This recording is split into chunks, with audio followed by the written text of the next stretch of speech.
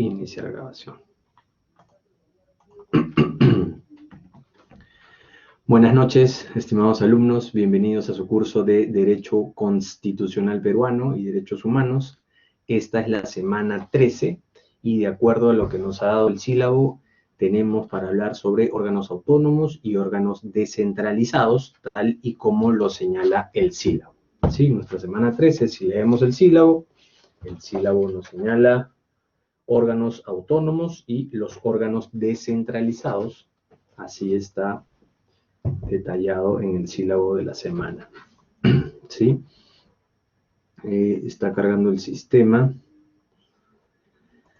Antes de empezar, doctores, su T4, esta tarea T4, que es un cuestionario, van a operar las mismas reglas, ¿sí? Termina...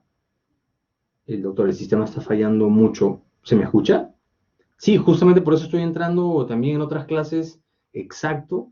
Algunos alumnos me han preguntado, profesor, ¿qué ha pasado? ¿No? Porque yo siempre ingreso antes, pero ese es el detalle. A ver quién... Merly, buenas noches. Por eso estoy ingresando Buenas tarde. noches, doctor. Buenas noches, doctor. Sí, justamente le pongo que está fallando mucho porque yo, por ejemplo, ahorita he podido ingresar porque han mandado un link al WhatsApp de grupo y a través de ese link he podido ingresar porque ahorita quiero ingresar a mi plataforma y no se puede, ni siquiera puedo dar examen porque no sé, es más, ni siquiera puedo generar un ticket porque no me lo permite. Sí, sí, imagínense el caos o el nivel de ansiedad del profesor. Yo soy una persona que me gusta siempre respetar la línea. Y el ciclo pasado, el semestre pasado me ocurrió eso, donde no podía yo ingresar al sistema. Y no podía, y prendía una computadora, prendía la otra computadora. Tengo una computadora también para las clases que es gamer. La convertí en gamer para que todos los recursos se vayan a lo que estoy haciendo. Y un, un desastre, pero al final me conectaba. Pero eso, ¿qué pasa con ese tema del sistema? No necesariamente es UPN, porque lo mismo pasa en cualquier universidad. Sí, universidades buenas, no tan buenas, de todo tipo. Nosotros le compramos el sistema o le pedimos permiso, le pagamos a Blackboard, ¿sí? A nivel de UPN, y ellos son los que nos dan el servicio. Por cuestiones X, a veces esa plataforma no soporta, está lenta, la actualizan, etc. Y por eso es que profesores y alumnos no pueden entrar o tienen algún problema, ¿sí? No necesariamente es UPN, es su proveedor, pero Doctor, finalmente y, es y en ese universidad. caso, ¿qué debo hacer? ¿Qué debo hacer? Porque si no tengo el acceso, por ejemplo, para generar un ticket, ¿qué es lo que me recomienda hacer? Porque no puedo ingresar. Sí, aquí ahorita porque, bueno, me han mandado el link. Hay un correo, el correo está en la semana 1, cuando les di la presentación de cómo iban a hacer los exámenes, las tareas, las fechas, ahí hay un correíto.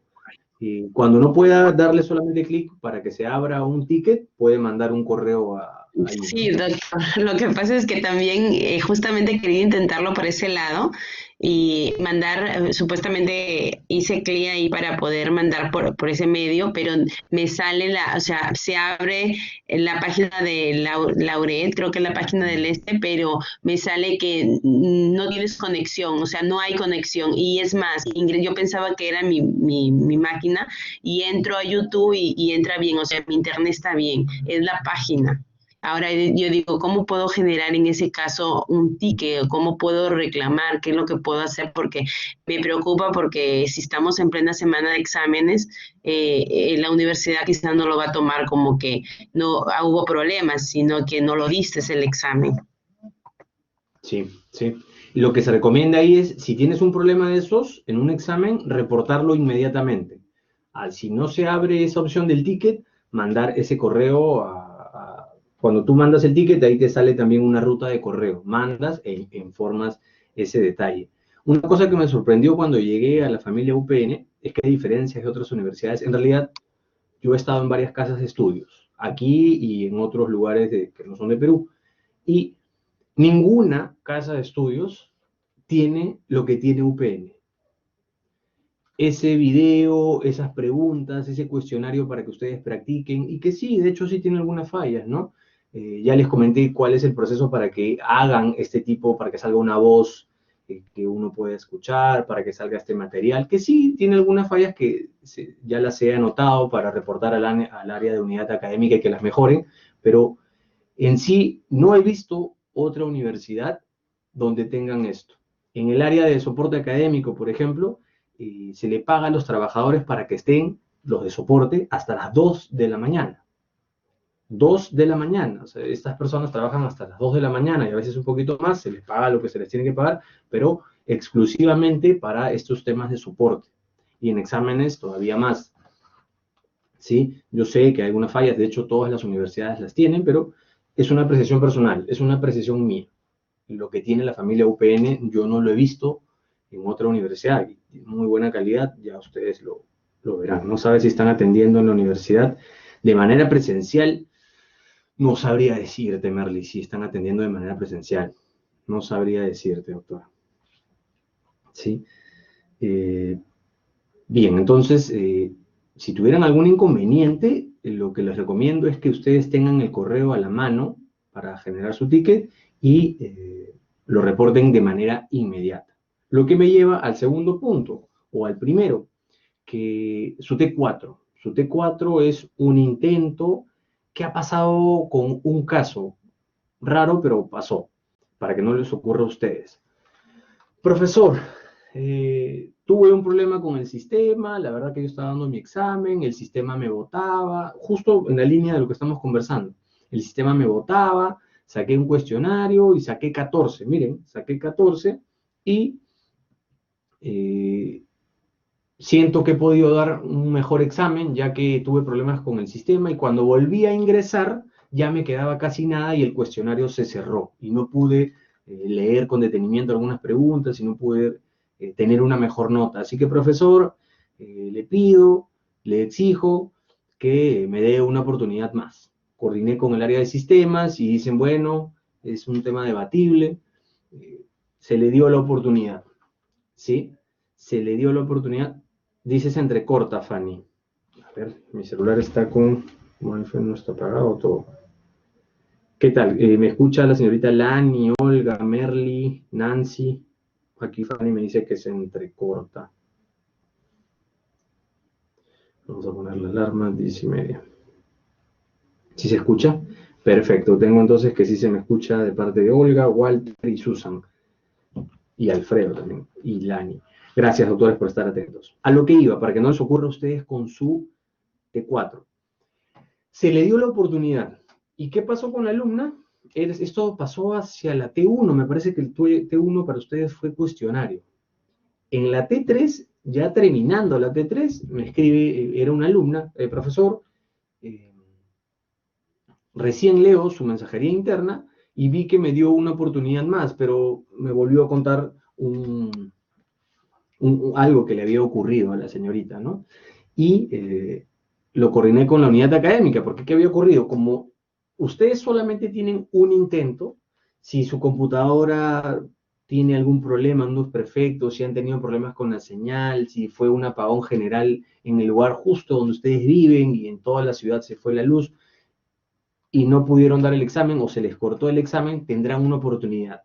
Pero como es un solo intento, cuando ustedes me piden el intento, yo les podría dar la oportunidad con la validación de sistemas, porque ellos tienen una validación de esa situación, y significa que tienen 0, porque yo ignoro su nota, sacaron 8, 16, querían el 20, querían el 18, al yo ignorar su primer cuestionario, porque es un intento, ustedes tendrían 0, tienen que volver a dar el cuestionario, y ahí en ese caso podrían tener una menor nota o mayor nota. Eso le pasó a la alumna, que no dio el examen dentro del tiempo y se quedó con una nota de 0. ¿Sí? Recuerden que este tipo de casos lo que va a hacer es que el profesor vea su solicitud, con la unidad de sistemas se va a validar si es que efectivamente es un tema técnico de Internet, solamente en ese caso, y el profesor les va a dar un intento, pero ese intento, cuando lo recibe el alumno, lo tiene que dar dentro de la fecha de evaluación. Me explico. Esta evaluación culmina el martes 24, me parece que es a la 1 de la tarde, ¿sí? Entonces, ustedes van a tener hasta el martes 24. Profesor, se me fue la luz el domingo y bueno, yo he presentado mi reclamo el lunes y el mismo lunes el profesor le dio. Perfecto, ¿no? Ustedes tienen hasta el martes 24 a la 1 para dar ese intento. Si es que se pasan de esa hora, ya no podrán dar el cuestionario, ¿sí? Atentos a eso, por favor, porque la unidad académica, a diferencia del ciclo pasado, donde tuvimos bastante tema de pandemia, bastante tema médico, excepciones, ahora están siendo bastante escrupulosos con ese detalle, así que no quisiera que ustedes se perjudiquen en ese punto. Sí, doctores, llénense de precauciones para dar su evaluación. Y el último punto que es importante también respecto a sus test o a su ya examen final, es que este examen final que ustedes van a tener ha variado en las fechas. El examen final empezará el lunes 30 de noviembre. Y si ustedes ven en la agenda, en su calendario, termina el sábado 5 de diciembre. Empieza el lunes 30 de noviembre y termina sábado 5 de diciembre. ¿Qué quiere decir? Que ya no están empezando martes ni terminando martes, ahora están empezando lunes. Y ya no están terminando martes, están terminando el sábado. Yo igual les voy a dar un anuncio, no se lo doy ahora durante la T4 porque va a haber mucha repregunta, profesor, me confundí, no entiendo. Entonces lo voy a hacer la próxima semana, pero en cada conferencia les voy a estar repitiendo esto, ¿sí? El examen final empieza el lunes 30 de noviembre y termina el sábado 5 de diciembre. Si ustedes cuentan los días, solamente van a tener 6 días para su evaluación final. Yo igual se los voy a informar por anuncios, igual va a estar la información en plataforma cuando se abra la semana, pero tomen en cuenta este detalle. Seguramente ustedes no van a tener ningún problema porque yo reconozco los nombres que me acompañan aquí en clase, pero hay doctores que no, que ven la conferencia pasada la semana, por trabajo, algunos la ven domingo, y justo para esas personas es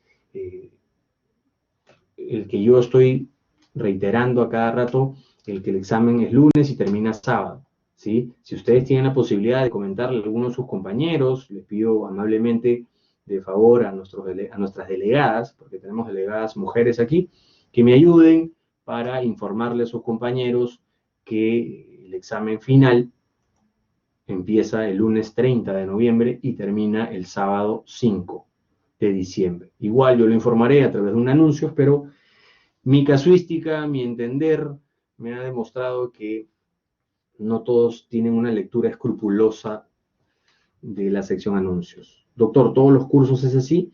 No sé si todos los cursos, Merly. No sé si todos los cursos, pero al menos lo que me ha comunicado la unidad académica, en mi caso, es que este curso de Derecho Constitucional tiene el examen final que empieza el lunes 30 de noviembre y termina el sábado 5 de diciembre.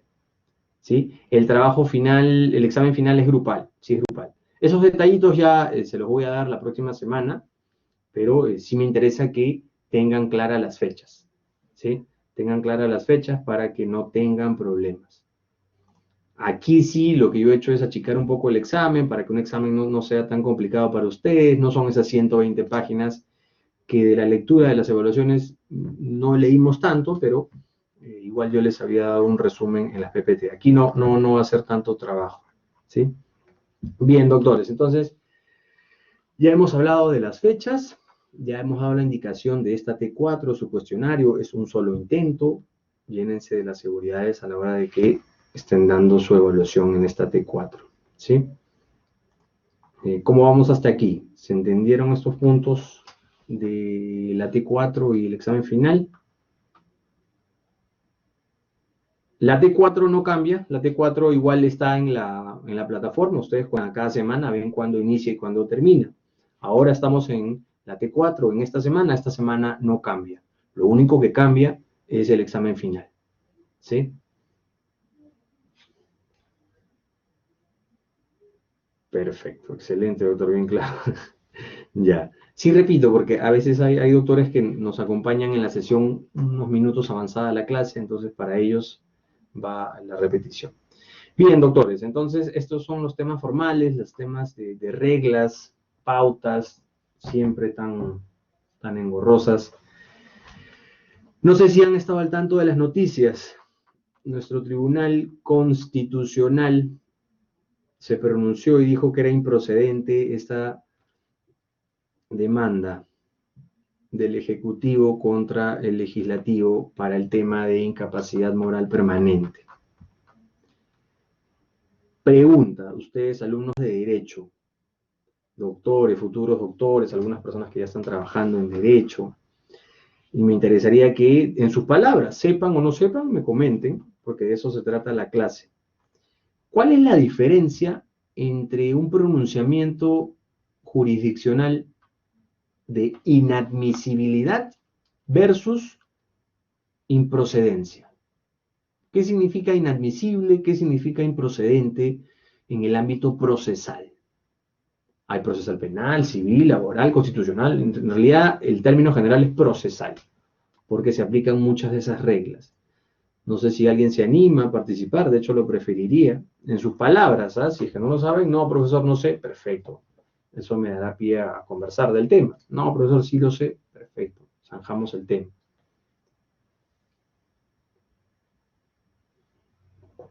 Como alumnos de Derecho, nadie se anima. Sí lo sabemos, profesor, no hay necesidad. Empiece la clase.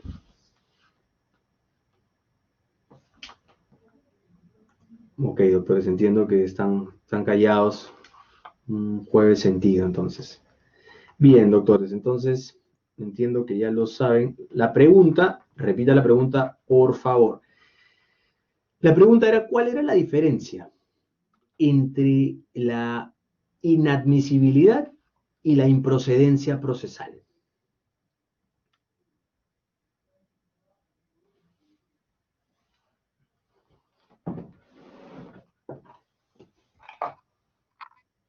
Nadie se anima.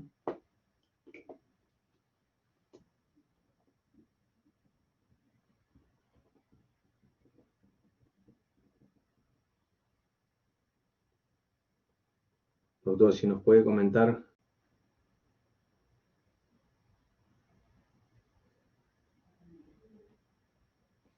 Bien. Les comento, ¿no? Procesalmente, ustedes como abogados habíamos conversado algo la semana pasada. Lo que habíamos comentado es, ya sea que ustedes estén en el ámbito civil, penal, laboral o administrativo, que estén peleando en el tribunal fiscal, registral, Indecopi, protección al consumidor, cualquiera de estas instancias, ya sea administrativa, jurisdiccional, cualquiera. Lo importante, lo más importante de todo esto es cómo empiezas el proceso o el procedimiento si es una instancia administrativa. Si tú empiezas el proceso mal, vas a tener una mala respuesta, porque empezaste mal, ¿ya? El juez, no, o la persona que decide, porque en el caso de las instancias administrativas no estamos hablando de un juez propiamente dicho, ¿no? La persona que decide, vamos a decir en términos amplios, el juez no se puede sustraer en la defensa de alguna de las partes, porque significaría, entre otras muchas cosas, que se estaría violando este principio de neutralidad. El juez va a resolver en atención a lo que le digan y le prueben y le demuestren. El juez es una persona que está en el medio, verá a la izquierda, verá a la derecha y resolverá. ¿Sí? Entonces, si la parte demandante pide mal, el resultado que se va a tener a futuro es un mal resultado porque se ha pedido mal. El ejemplo penal muy gráfico, muy sencillo, que ocurre hasta hoy, ¿sí? Es ese presunto delincuente o ese delincuente que al final de 5, 6, 7 años dice, ¿sabe qué? Recurso de nulidad, nulo todo lo actuado. ¿Por qué nulo todo lo actuado? Porque el fiscal dijo que este señor delincuente había cometido el delito de robo con violencia y significa el robo que hay una pena mayor, ¿sí? Pero al final el juez dijo, oye, ¿sabes qué? Los elementos que tengo aquí de convicción, pruebas, videos, testimoniales, No ha habido robo, esto lo que ha sido es un hurto. En ningún momento hubo violencia. La pelea, sí, la pelea fue en otro lugar, pero esa pelea no tuvo que ver con el delito en sí, la sustracción de los bienes, ¿sí? Entonces, si pides mal, vas a tener un mal resultado. Lo que me lleva al hecho de que ustedes, cuando hagan una denuncia o una demanda, lean escrupulosamente lo que están redactando y tengan en cuenta que esa demanda presentada hoy, de acá a 5 años, va a tener una respuesta. Y si pidieron mal, el proceso se va a caer o no van a tener una buena respuesta. Habiendo dicho esto, una diferencia entre un juicio de admisibilidad y un juicio de procedencia significa que la admisibilidad tiene que ver con la ausencia, la inadmisibilidad tiene que ver con requisitos procesales formales. Ahora les doy un ejemplo, ¿sí? Admisibilidad es con requisitos procesales formales. Y la procedencia o improcedencia tiene que ver con requisitos procesales también, pero de fondo, ¿sí? Y finalmente vamos a tener pronunciamientos del juez o el vocal o la entidad jurisdiccional, vamos a tener pronunciamientos que vayan sobre el fondo, ¿sí? ¿Es culpable? Inocente. Una demanda fundada o infundada. Un juicio de inadmisibilidad es, por ejemplo, cuando, haciéndolo en fácil, ¿no? Cuando yo demando a una persona por obligación de dar suma de dinero porque me debe plata, ¿sí? Demando. Y el juez me dice, oye, ¿sabes qué? El abogado que te está representando y tú no me han presentado copia de DNI, poder notarial, así que no tengo el contrato original, ¿no? Tú me has presentado una copia, yo quiero el contrato original, así que inadmisible, te doy 2 días, 3 días para que esta demanda tú la subsanes. Y este error de forma, es decir, que presentaste los poderes en copia simple, el contrato en copia simple cuando tuviste que presentar el original o un título o valor en copia simple, te subsano, te ordeno a ti, demandante, de que esos papeles que me los diste en copia simple, me los entregues en originales. Te doy 3 días. Eso es un juicio de admisibilidad. Es forma, simplemente es una copia, es un documento que lo entregaron en simple y te lo están pidiendo en original. ¿Sí? Un juicio de improcedencia, y les pido por favor, si me van a comentar, que me lo digan, que levanten la mano, porque a veces leyendo este tipo de explicaciones no las entiendo muy bien, ¿sí? Solamente en este caso, ¿no? Que estamos hablando de admisibilidad e improcedencia. Eso es un juicio de admisibilidad. Requisitos de forma. Te olvidaste del contrato en presentar lo original, no presentaste el título o valor original, presentaste copias simples. Un juicio de procedencia o improcedencia tiene que ver con requisitos de forma, pero sobre el fondo. Por ejemplo, tengo mi inquilina viviendo en casa y no me paga meses, por el tema que sea, pandémico o no. Lo cierto es que no me paga. Y mi mamá, cansada de verme triste, meditabundo, de repente un familiar, una amistad del profesor Alejandro, lo que dice, ¿sabes qué? Al profesor Alejandro lo veo molesto, lo veo indignado, lo veo sufriendo. Y va al Poder Judicial y demanda al inquilino moroso. En ese caso, lo que dirá el juez es, oye, ¿sabes qué? ¿Quién está demandando? El vecino. ¿Y el vecino tiene legitimidad para obrar? Él es el encargado, el llamado a iniciar acción legal para cobrar esa propiedad, para cobrar esa deuda. ¿La deuda es a quién? ¿A nombre de quién? ¿Del vecino o de Alejandro? Ah, ya, la deuda es a nombre de Alejandro. Entonces, ¿qué tiene que ver el vecino? Esa frase de, oye, ¿tú qué te metes? ¿No? ¿No tienes vela en este entierro? ¿No han escuchado eso? Bueno, procesalmente se llama legitimidad para orar, pasiva, activa, ya lo verán ustedes en sus clases de procesal, ¿sí? Pero en ese caso, lo que el juez va a decir es, oye, aquí tú me estás demandando que el inquilino te pague y una serie de intereses, lucros cesantes, daño emergente, en fin, me estás pidiendo una serie de cosas, pero aquí yo veo que tú eres la vecina, tú eres el vecino, no tienes cómo demandar, porque no tienes legitimidad para obrar. Y como no tienes legitimidad para obrar, yo voy a declarar esta demanda improcedente. ¿Por qué improcedente? Porque faltó un requisito del fondo. ¿Este requisito de fondo qué es? La vecina, y utilizo el término legal, no tiene legitimidad para obrar, porque la deuda no es de ella, la deuda es de Alejandra. ¿Sí? Entonces, ya sea cuando hablemos de admisibilidad o inadmisibilidad, o cuando hablemos de procedencia o improcedencia, la conclusión es que el juez no se estará pronunciando sobre el fondo, se está pronunciando sobre la forma, sobre un requisito, sobre una situación que ha hecho que algún tribunal, que algún juez ya no se pronuncie sobre el fondo porque falta un requisito. Y finalmente, un juicio de fundabilidad, es decir, demanda fundada o infundada, significa que te estás pronunciando sobre el fondo. Has valorado pruebas, has escuchado testimoniales, has analizado el caso y luego de hacer una valoración has decidido a favor o en contra, fundado o infundado, culpable, inocente. Te estás declarando sobre el fondo. Esas son, en líneas generales, los pronunciamientos jurisdiccionales de admisibilidad, de procedencia y de fundabilidad. ¿Sí? ¿Se entendió este detalle, doctores? ¿Qué me escribió Ricardo? A ver, tengo entendido que la inadmisibilidad es cuando prueba la pericia solamente Olga. A ver, ¿quién levantó la mano? Marco, buenas noches. ¿Qué tal, doctor? ¿Cómo está? Buenas noches a todos los compañeros. Doctor, una consulta, este tema que es bastante importante.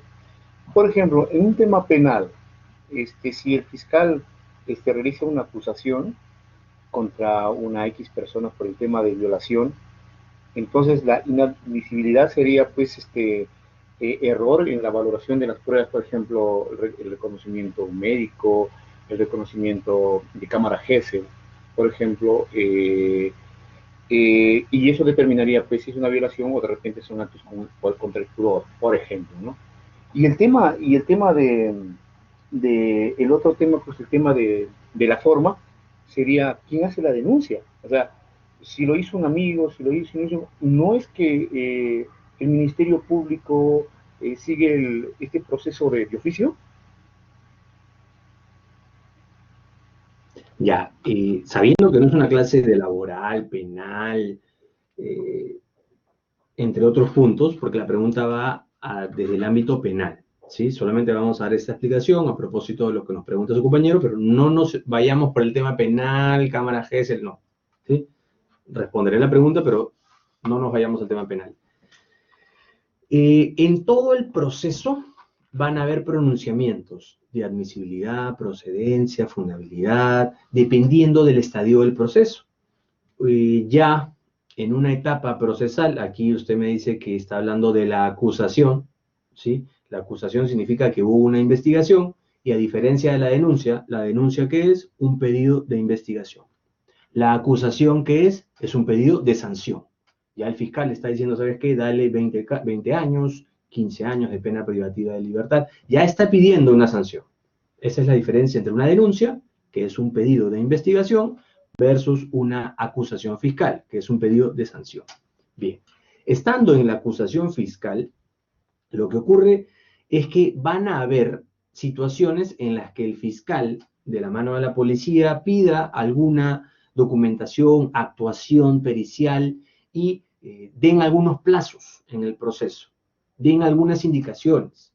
Si sabes que tú vas a tener la obligación de darme este informe en el lapso de 3 días.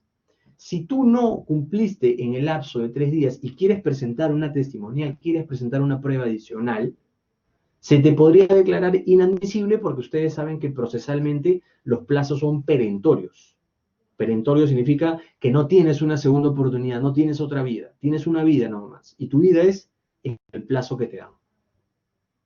¿Sí? Entonces, nosotros los administrados o las personas que accedemos al Poder Judicial, al órgano jurisdiccional, siempre estamos expuestos a los plazos que nos dan ellos, en la medida que sean razonables y todo el tema del debido proceso que hemos conversado, ¿sí?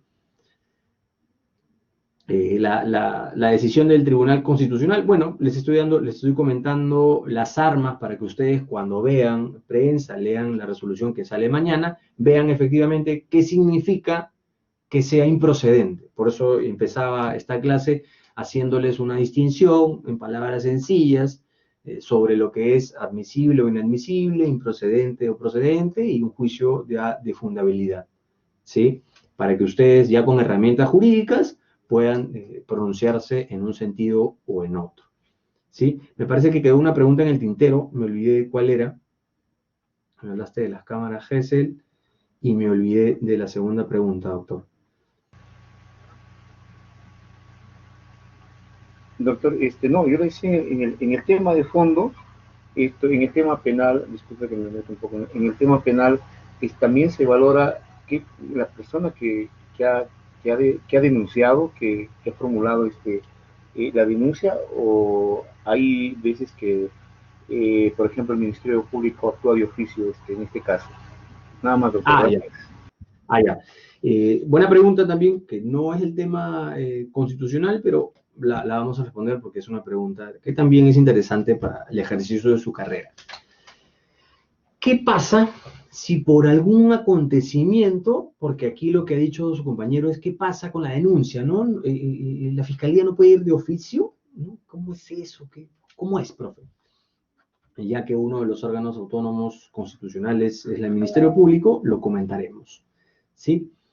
¿Qué pasa? Les pongo un ejemplo dramático, ¿no? ¿Sabes qué? Hay un accidente, una persona sin querer estaba manejando, atropella a una víctima, por las razones que sean, imprudencia, negligencia o de cualquiera de las partes, atropella a alguien y lo mata. ¿Sí? Lo mata. Manejando, lo mata. Aquí alguien ha perdido la vida a causa de un accidente de tránsito. Por ley se tiene que investigar. ¿Sí? Pero una de las personas que murió tenía un compañero, un amigo, y el amigo dice, oye, ¿sabes qué? No me caía muy bien la persona que ha fallecido. Dame dinero y yo no vi nada, y ¿sabes qué? Entre nosotros firmamos un documento donde yo, compañero del fallecido, te perdono y lo pongo por escrito. ¿Sí? En ese caso, la persecución de este presunto delito, de esta investigación, la titularidad de la acción penal es del Ministerio Público, lo que significa que en este tipo de situaciones podría actuar de oficio, ¿sí? No podría darse el caso en que entre las partes trancen un tema penal, que es un tema de dominio público. Los particulares no tenemos ese poder para decir, ¿sabes qué? Te perdono, no hay delito. O sea, el presidente de la República no podría firmar con el presidente del Congreso, ¿sabes qué? Ya no hay delito, te perdono, firmo, voy a dactilar y perdonamos. No, la titularidad de la acción penal es del Ministerio Público.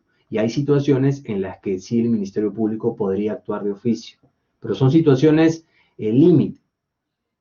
Mi ejemplo iba por el lado de la persecución a un delincuente, que nosotros lo vemos todos los días en prensa, ¿sí? El agredido, la víctima, no tiene dinero y no tiene cómo defenderse, pero al delincuente sí tiene un abogado de oficio, inclusive tienen entre el mismo sistema delincuencial, tienen muy buenos abogados que están para protegerlos, y si no tuviera el delincuente, les pondrían un abogado de oficio.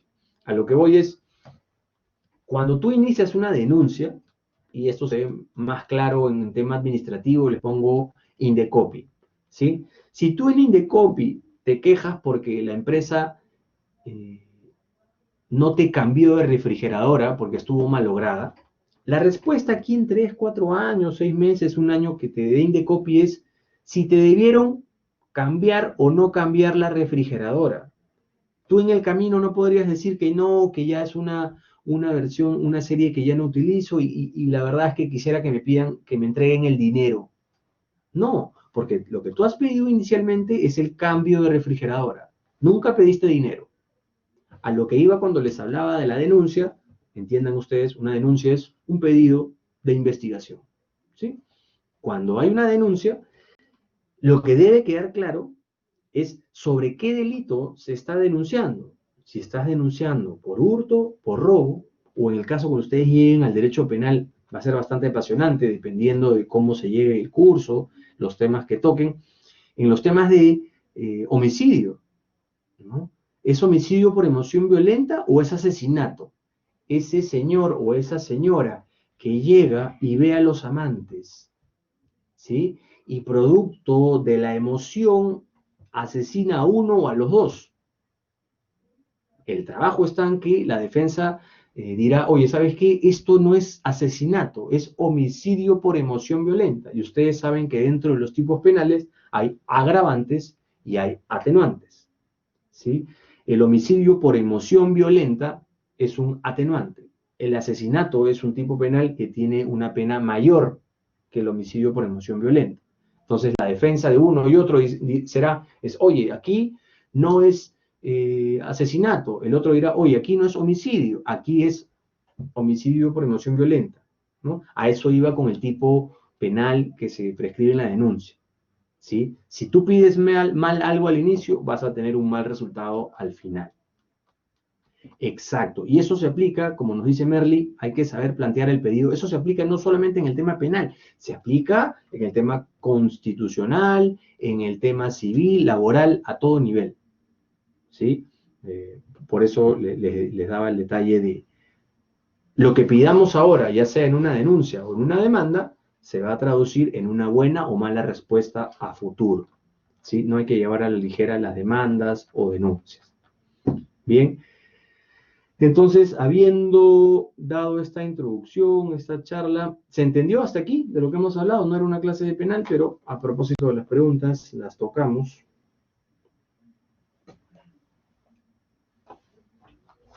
Un ok, nada más, de Santos.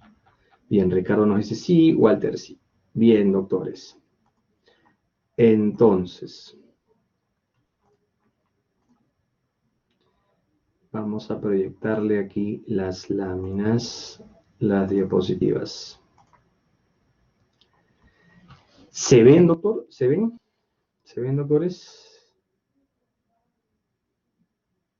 Bien, entonces se ve.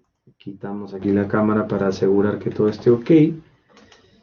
Y empezamos entonces con la clase. Ya hemos dado algunas introducciones. El logro de la unidad, bueno, es lo mismo que hemos estado viendo en semanas anteriores. El logro de esta sesión, Delia nos dice sí, qué bueno que se haya entendido. El logro de la sesión es saber, ¿no? Estos órganos autónomos, por dónde van, qué son, cómo se comen. Uy, ¿qué pasa? ¿Por qué? Qué raro. No me permite señalar. Ah, ya, aquí está. Bien, ya se activó. El mapa del curso, el mapa de esta unidad. Los logros es que sepamos qué son estos órganos autónomos, los descentralizados y lo de la estructura jurídica y política del Estado. Bien, en la introducción ya hemos hablado de uno de estos órganos autónomos que su compañero nos preguntó y le pudimos dar vuelta ahí con el Ministerio Público, ¿sí? Más o menos de qué trataba el Ministerio Público. Y aquí tengo otra pregunta interesante también para su ejercicio profesional, porque lo vemos bastante en prensa y no sé si ustedes tendrán claro el tema.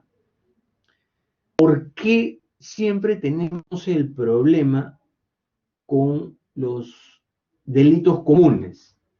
Asaltos, robos, hurtos.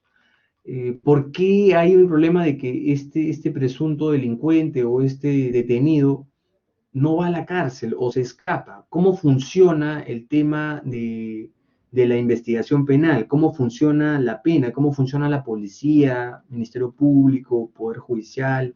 No sé si alguien en sus palabras se anima a darme el circuito de esto, porque a veces cuando lo converso con personas que no están en el ámbito legal, no lo tienen muy claro. Tal vez sería útil aquí conversarlo.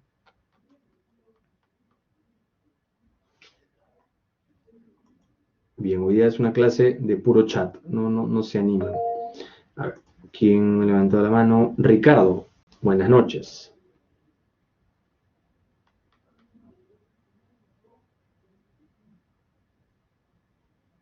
Revisa si has activado tu micrófono, a veces se levanta la mano, pero se olvidan de activar el micrófono. Doctor, ¿se me escucha?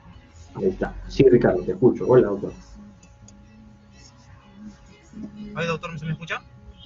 Sí, sí te escucho. Buenas noches, doctor. Por lo general, en la pregunta que usted ha hecho, funciona de la manera que, por ejemplo, cuando una persona comete un delito, por ejemplo, como un delito común, como diciendo un hurto, un robo, Ya. y en caso la policía lo llega a atrapar a esta persona o llega a capturar a esta persona, se realizan las diligencias normales, ¿no? Lo que ellos hacen la policía, sus diligencias que normalmente realizan, ellos comunican al Ministerio Público, ¿no? Ujú. Entonces, cuando se comunica al Ministerio Público, ya se presenta, claro, obviamente viene su abogado del detenido, o un abogado de oficio, como estaba mencionando, y también está el tema de las declaraciones, y usted sabe si se da la oportunidad, se hace una recreación de la escena, se vio un delito grave, por ejemplo, cuando vio un robo con lesiones, ¿no? Un arma de fuego, Ujú. así puede ser. Entonces ya es una vez que te pasa todo este proceso, queda en manos del Ministerio Público determinar si solicitan o no la prisión preventiva, ¿no? Por lo Exacto. general, cuando son delitos de hurto, solamente lo que le dan es la comparecencia nada más. Entonces, pero cuando ya hay Bien. un delito, por ejemplo, cuando ya hay un robo con lesiones o de repente o con un homicidio, por lo general ya ellos solicitan la prisión preventiva, ¿no? Es más o Bien. menos así Bien. como funciona este sistema. Gracias, Ricardo. Bastante, bastante preciso, doctor. Eh, Mi pregunta iba, ¿por qué? Porque a veces nosotros vemos en prensa, lecturas, investigación, de que las cosas no están caminando en el ámbito penal. Y esto se debe a que estamos hablando de tres actores en esta ruta penal. Así como cuando hablamos de un proceso civil. En un proceso civil está el demandante, el demandado, ¿verdad? El demandante por un lado, el demandado por el otro lado y en el medio el juez. El juez decidirá a favor o en contra dependiendo de lo que le prueben, lo que le demuestren y lo que tenga para leer. Lo mismo ahora que hemos visto con el Tribunal Constitucional. El demandante es el Poder Ejecutivo, el demandado es el Congreso y el Tribunal Constitucional es el que va a decidir, y de hecho decidió, no sobre el fondo, sino sobre una situación formal. ¿Sí? Lo mismo es en el proceso penal. El demandante en el proceso penal es el Ministerio Público, que es el titular de la acción penal. Este Ministerio Público, este fiscal, lo que tiene que hacer, su trabajo, su chamba, como se diría, es demostrar que el delincuente es delincuente. Demostrar con testimoniales, pericias, videos, fotos, etc. Ese es el trabajo del fiscal. El trabajo de la defensa es de estos delincuentes, ¿no? El trabajo de los delincuentes es defenderse. ¿Sabes qué? Tú dices que estuve allá. Bueno, ahí se ve una persona que estaba encapuchada. ¿Cómo sabes que fui yo? Tus zapatillas, hay 100 personas que tienen esas zapatillas. Tu polera, 100 personas que tienen esa polera. El tamaño, ¿cómo sabes que era yo? Si había un encapuchado, ¿no? Entonces, demandante, que no es demandante en el proceso penal, es el Ministerio Público. Y por el otro lado tenemos a las víctimas, ¿verdad? Entonces, el juez va a decidir, el juez penal va a decidir en atención a lo que le demuestren los acusados y el Ministerio Público, ¿verdad? Porque estamos hablando de que hay dos bandos en un proceso, demandantes y demandados, Ministerio Público y acusados, ¿verdad? ¿Por qué no caminan a veces las cosas? Porque en alguna línea o la fiscalía se equivocó o la policía se equivocó y ya en última instancia el juez no puede, yo empecé la clase diciendo esto, el juez no puede sustituir la defensa de las partes. El juez solamente va a decidir sobre lo que le demostraron, sobre lo que le dijeron, lo que está documentado pericialmente. Sobre eso va a decidir el juez. Entonces, en algunos casos, el juez resuelve Mal porque no tienen los elementos de convicción necesarios. En algunos casos, el fiscal no pide lo que tiene que pedir, una prisión preventiva o un impedimento de salida del país, por la razón que sea. Y entonces el juez no puede dar esta medida porque no se la han pedido. Y así el circuito se complica, ¿sí? Sin que sea esto una clase de derecho penal, pero para que vean con esta idea es que hay dos lados en un proceso, demandante y demandado. Y el juez es una persona neutral. El juez va a decidir en atención a lo que le demuestre, a lo que se haya actuado en proceso, y sobre eso decidirá. Esa es una regla de derecho que ustedes no deben olvidar y siempre la deben tener en cuenta, en mente.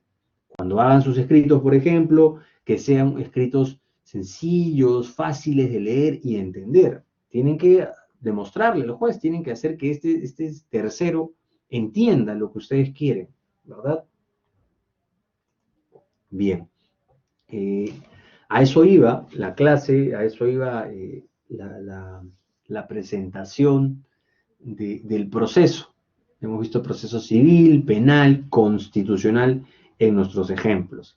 Toda nuestra línea de estudio desde la semana 2 ha ido siempre en la defensa de la persona y el respeto de su dignidad, ¿no? Nuestra Constitución es lo que quiere, es lo que protege o lo que intenta proteger. Bien. Hasta ahora, este había sido el mapa de nuestra clase. Habíamos partido de este articulito que decía que nuestro Estado es unitario, descentralizado, representativo, ¿sí? Y había una separación de poderes. Esto estaba en nuestro artículo 43 de la Constitución, y habíamos dicho de que el gobierno tenía el gobierno central, que estaba conformado por el Ejecutivo, Legislativo y Judicial, además de los órganos autónomos, y por los gobiernos regionales y locales. Ese era el mapa de lo que habíamos conversado, ¿ya? Esta estructura jurídica, política del Estado, habíamos dicho que estaba principalmente en los poderes centrales, los órganos centrales que ya los hemos visto, órganos autónomos que ahora vamos a conversar, y órganos descentralizados, ¿sí? Órganos centrales, ya sabíamos que era el Ejecutivo, Legislativo y Judicial. Los órganos centrales de lo que hemos venido conversando. Y los órganos autónomos, constitucionalmente autónomos del Estado, son estos, los que están aquí.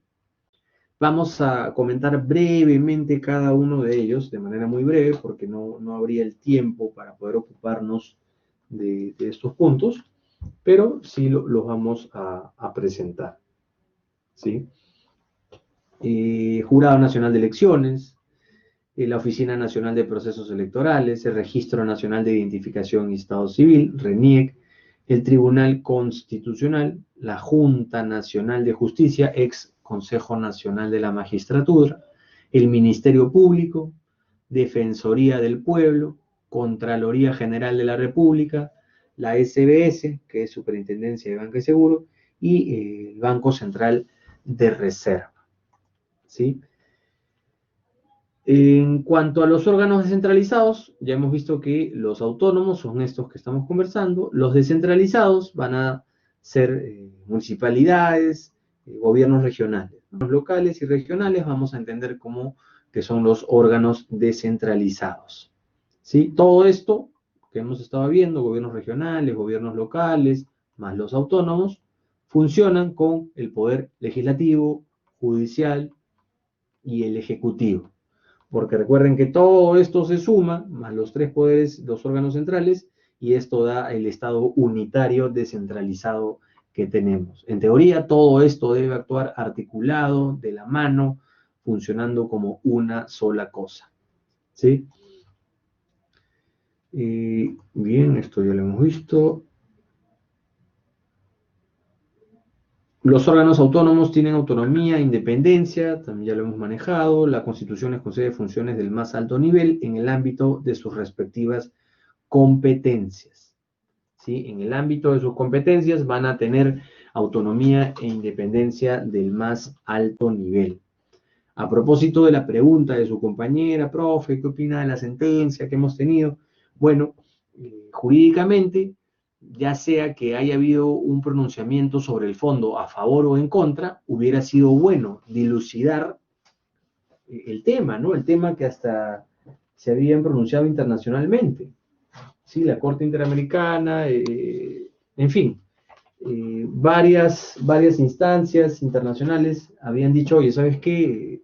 El Estado peruano tiene un artículo que necesita precisión y lo que hemos tenido con este juicio de procedencia, ¿ya? Porque dijeron la demanda es improcedente, es un tema de forma, sustracción de la materia, ¿verdad? Y lo que significa es que no tenemos a nivel de tribunal constitucional un sentido a favor o en contra. Cuando nuestro expresidente, ¿no? Vizcarra, disolvió el Congreso, el problema también estaba en el tema constitucional sobre la confianza, ¿sí? La confianza, no dice más nuestra Constitución sobre si la confianza tiene que ser otorgada de manera expresa, de manera inmediata, si la confianza se podía rechazar de manera ficta o qué era ficta, no se tenía respuesta al respecto. Recuerden que en ese entonces Vizcarra lo que quiso es, ¿sabes qué? Ustedes, Congreso, se están portando mal, a entender de Vizcarra, y no quiero que me designen con estas reglas del juego a los miembros del Tribunal Constitucional, porque es el Congreso quien nos elige. Y lo que dijo es, ¿sabes qué? Aquí hay una propuesta, una ley, ¿ya? Ustedes debátanla, pero lo que yo quiero aquí es que cuando me den la confianza, cuando ustedes digan si me dan o no la confianza, es que debatan esta ley. No que me la aprueben tal y como está, pero que sí la debatan antes de que elijan a los miembros del Tribunal Constitucional. Lo que hizo el Congreso es, sí, te damos la confianza, pero inmediatamente fueron a la elección de los miembros del Tribunal Constitucional. El debate ahí era, oye, le dijeron que sí, pero en la práctica están debatiendo, están eligiendo a miembros del Tribunal Constitucional. ¿Y qué dijo el Tribunal Constitucional ahí?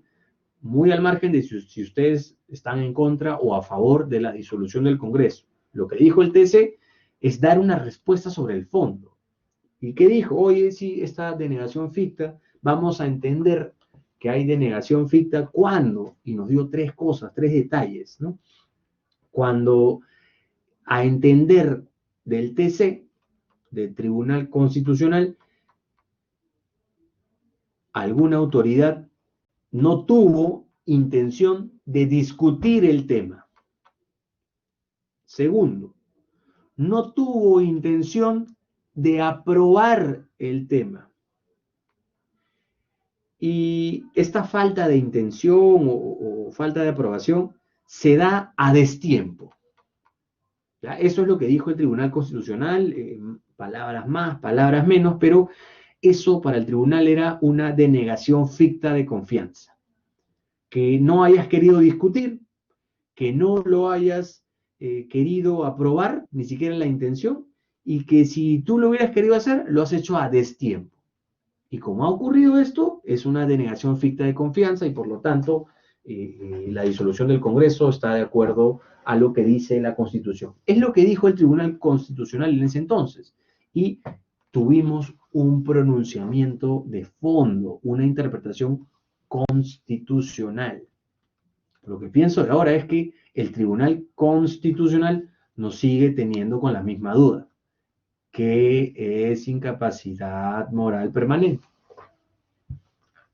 El Tribunal Constitucional se fue por la fácil, por improcedencia.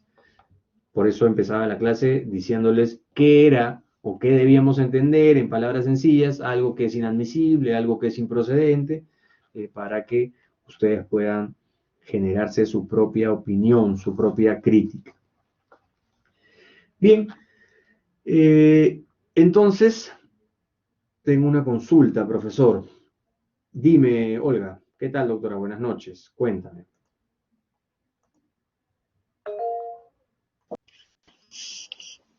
Profesor, buenas noches. ¿Escucha bien? Sí, Olga, te escucho claro. Gracias. Profesor, tengo una duda, es referente justamente a la forma como ha deliberado el Tribunal Constitucional. en referencia a la primera intención que hubo de vacar al presidente hace algunas semanas atrás. Se le pidió la consulta y el Tribunal Constitucional lo declaró que no era, en todo caso, no procedía esto, que el Congreso estaba, digamos, sustentando, ¿no?, frente al presidente, en referencia a que lo declaraba moral y que por lo tanto tenían que vacar, en atribución a algunos hechos que le habían estado, bueno, descubriendo, ¿no?, que se estaban ventilando. Pero ahora, después de estas semanas que ha transcurrido, se le vuelve a solicitar al tribunal su opinión y, sin embargo, lo declara improcedente el pedido de la vacancia. Entonces, un poco como en un principio daba la impresión de que de alguna manera apoyaba al expresidente, tomando en cuenta lo que dice la Constitución, ¿no?, en su artículo 113, el mismo tribunal mencionó de que no se podía hablar de inmoralidad, que no era la forma como el Congreso lo estaba interpretando, por lo tanto podía aprobarse una vacancia, ¿no? Sin embargo, ahora dice que se trata de un hecho improcedente, lo que está sucediendo, dando a entender de que realmente está bien lo que está haciendo el Congreso, ¿no?, de vacar al presidente.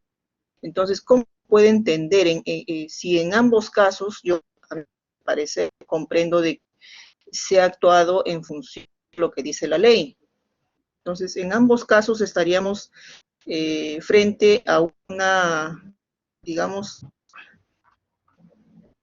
estaríamos frente a un actuar en la forma y no en el fondo, como usted hace un momento nos hacía referencia.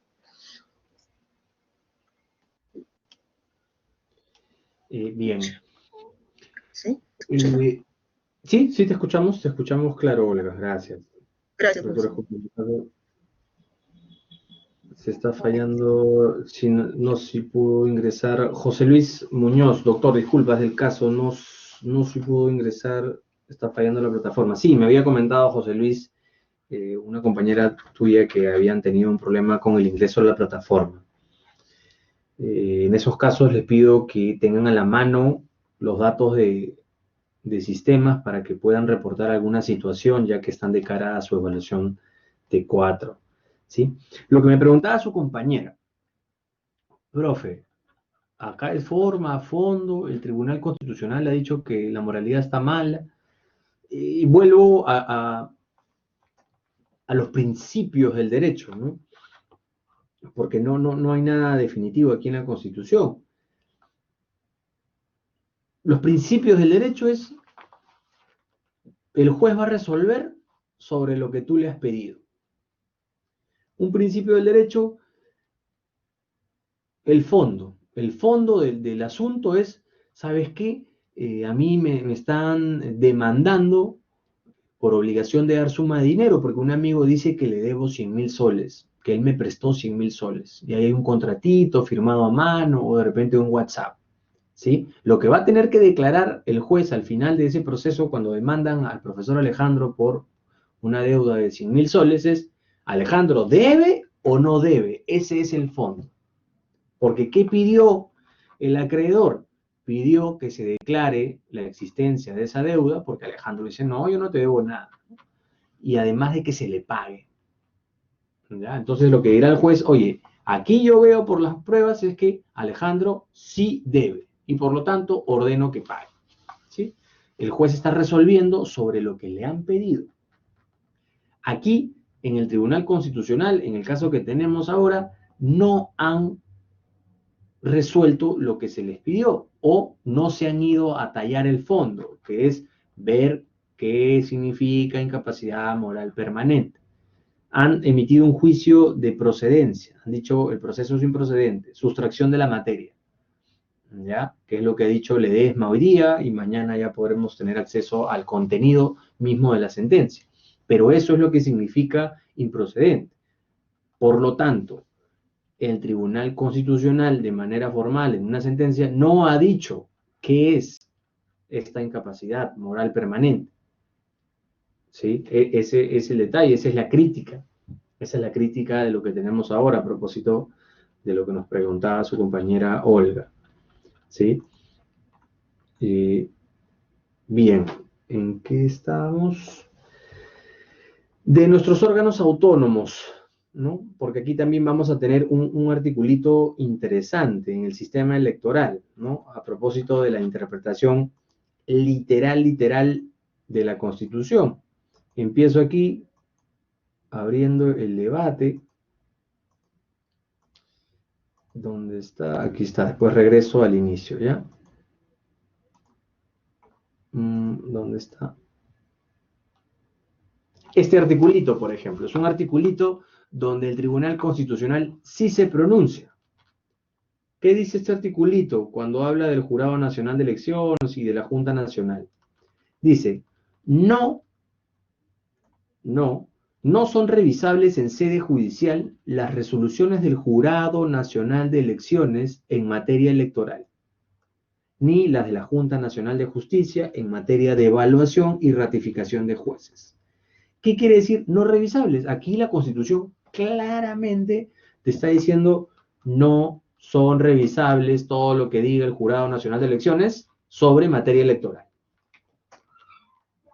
El tribunal, ¿qué dijo acá? Ya el tribunal se pronunció y miren, acá el texto es todavía más claro que el problema que tenemos ahora por incapacidad moral. Aquí es más claro, acá te dice no vas a revisar judicialmente lo que diga el Jurado Nacional de Elecciones en tema de su competencia, o sea, en materia electoral. ¿Sí? Pero ¿qué dijo nuestro Tribunal Constitucional acá? Hay varias sentencias. Lo que dijo es, oye, se entiende que toda la Constitución tiene ese articulito 1, el que yo les pongo con una imagen, ¿no? Es la defensa de los derechos fundamentales de la persona, de la dignidad del hombre, ¿sí? Entonces, en esa línea, como la Constitución lo que quiere es defender los derechos fundamentales, lo que dice acá la Constitución es, sí, pues, no los vamos a revisar, pero en la medida que no violes derechos fundamentales. Si yo veo que has violado derechos fundamentales en el ejercicio de tus atribuciones, sí podría yo pronunciarme sobre el tema. ¿Por qué? Porque estarías violando derechos fundamentales. ¿Sí? Aquí hubo un pronunciamiento. En el caso de la denegatoria ficta de confianza, hubo un pronunciamiento. Lo que tenemos hoy es que no hay pronunciamiento. ¿Sobre qué? ¿Sobre cómo? ¿Cuáles son las líneas de interpretación de un artículo constitucional? Sí, empezaba por ese artículo, que igual lo tienen acá en su material, para que vean la necesidad de un pronunciamiento oficial, porque el Tribunal Constitucional es el intérprete máximo de nuestra Constitución. Y ahí la importancia de un pronunciamiento de fondo, no de forma, de fondo. Bien. El sistema electoral. ¿Qué nos dice la Constitución sobre el sistema electoral? Esto lo hemos visto cuando hablamos de derechos políticos. ¿Ya? El sistema electoral tiene por finalidad asegurar que las votaciones traduzcan la expresión auténtica, libre, espontánea de los ciudadanos y que los escrutinios sean el reflejo exacto y oportuno de la voluntad del elector expresada por votación directa. Esto ya hemos visto, las modalidades de votación, de representación, de democracia, ya hemos visto esto. Pero ¿qué nos dice, qué entiende la Constitución por el sistema electoral?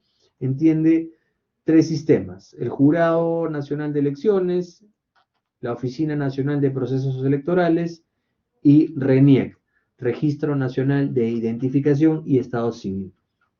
Estos 3 órganos autónomos forman parte del sistema electoral en el Perú. Y aquí nos lo dice la Constitución. El sistema electoral está conformado por el Jurado Nacional de Elecciones, que está acá, la Oficina Nacional de Procesos Electorales, que está acá, y RENIEC, Registro Nacional de Identificación y Estado Civil. Cada uno actúa con autonomía, independencia, pero se necesita, para que el sistema electoral funcione, una coordinación entre ellos. Bien, aquí tenemos entonces el sistema electoral, Jurado Nacional de Elecciones, OMPE y RENIEC. RENIEC, Ya el Registro Nacional de Identificación y Estado Civil tiene a su cargo la inscripción de qué, para qué sirve RENIEC en pocas palabras, porque entenderán que cada uno de estos órganos autónomos necesitaría un desarrollo bastante interesante, pero lo que estamos haciendo en clase es presentarlo nada más, ¿no? ¿Para qué me sirve RENIEC o de qué se encarga RENIEC? No solamente es para que me dé mi DNI, ¿no? Sino también para inscribir nacimientos, matrimonios, divorcios, ¿ya? Defunciones y otros actos que modifican el Estado civil. Emite constancias, prepara y mantiene actualizado el padrón electoral que va a utilizar después OMPE, ¿sí? ¿Quién prepara este padrón electoral? Lo prepara RENIEC. ¿Por qué lo prepara RENIEC? Porque ellos son los que se encargan del registro de los nacimientos, matrimonios, divorcios, defunciones, sobre las personas, ¿sí? Según lo que dice nuestro DNI, edad, si he fallecido o no he fallecido, defunción, si mi fecha, mi edad ya está apta para la votación, etc. Entonces, ellos se encargan de mantener actualizado este padrón electoral. Proporciona al Jurado Nacional de Elecciones y a la Oficina Nacional de Procesos Electorales la información necesaria para el cumplimiento de sus funciones, ¿sí? Mantiene el registro de identificación de los ciudadanos y emite los documentos que acrediten su identidad. Bien, entonces, de RENIEC sale el padrón actualizado, el padrón electoral, que lo va a manejar después OMPE, ¿verdad? Aquí están las normas que no me gusta mucho tocarlas, pero están ahí para que ustedes sepan cuáles son las normas de funcionamiento. Después OMPE, esta Oficina Nacional de Procesos Electorales, OMPE. Ya le corresponde a OMPE, que nosotros cuando vamos a votación vemos OMPE bastante, ¿no? Porque ellos son los que organizan, son los que se encargan de procesos electorales, referendos, consultas populares en general. Cuando nos fuimos a la revocatoria de Susana Villarán, el sí y el no, OMPE. Cuando nos fuimos a esta propuesta de modificatoria de la Constitución, con estas 4 preguntas que vimos en clase también, OMPE, ¿verdad? Le corresponde asimismo la entrega de actas y demás material necesario para los escrutinios y la difusión de sus resultados, ¿sí? La entrega de actas va por parte de ellos. Importante, le corresponde organizar los procesos electorales, ¿ya? Incluido su presupuesto, así como la elaboración y el diseño de la cédula de sufragio. El diseño de esta cédula de sufragio está a cargo de OMPE, ¿sí? La elaboración y este diseño, que no es un dato menor, quién va arriba en la cédula, quién va abajo, este tema también es interesante, ¿no? Para el tema electoral.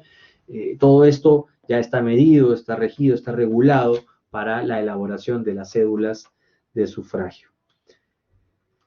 Brinda información permanente sobre el cómputo desde el inicio del escrutinio en las mesas de sufragio. Ejerce demás funciones que señala la ley. La Oficina Nacional de Procesos Electorales es la autoridad máxima en la organización y ejecución de los procesos electorales, ¿sí? Ubicación, en fin, ahí tiene bastantes atribuciones, pero para propósitos del curso, es interesante que sepamos que son los que organizan todo este proceso electoral, son los que ejecutan, en atención a los datos que le da RENIEC, porque ellos tienen el padrón electoral actualizado, ¿sí? Organismo autónomo, todos estos organismos que estamos conversando son autónomos, que cuentan con personería jurídica y, en fin, sus atribuciones están en este cuerpo normativo. De eso trata OMPE, ¿no? Organizar todos los procesos electorales, diseñar la cédula de sufragio, actas electorales, formatos en general, de manera que se asegure el respeto de la voluntad del ciudadano en la realización de los procesos a su cargo. Nos queda clarísimo este tema. Garantizar al ciudadano el derecho al sufragio, coordinar con RENIEC el tema de los padrones electorales, la elaboración, el suministro de esta información, fechas de cierre de los padrones electorales, en fin. recibir del Jurado Nacional de Elecciones los padrones electorales debidamente autorizados, ¿sí? ¿Quién lo organiza? Organiza OMPE, pero la autorización de los padrones los da el Jurado Nacional de Elecciones, ¿sí? Jurado Nacional de Elecciones es también un órgano constitucional que tiene por finalidad garantizar que estas votaciones se hayan dado de acuerdo a la Constitución, ¿sí? El marco legal del Jurado Nacional de Elecciones, que nos dice sobre las atribuciones del Jurado Nacional de Elecciones la Constitución.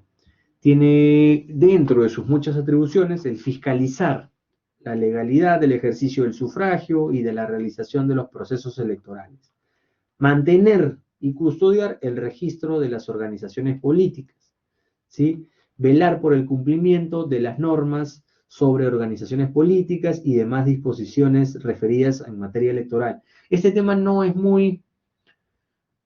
no es de público conocimiento como de repente el tema constitucional, laboral, penal, ¿no? Pero ¿de qué podría encargarse el Jurado Nacional de Elecciones? Cuando se vaya a inscribir un partido político, se vayan a hacer las votaciones sobre quién será el representante de este partido político para una determinada votación.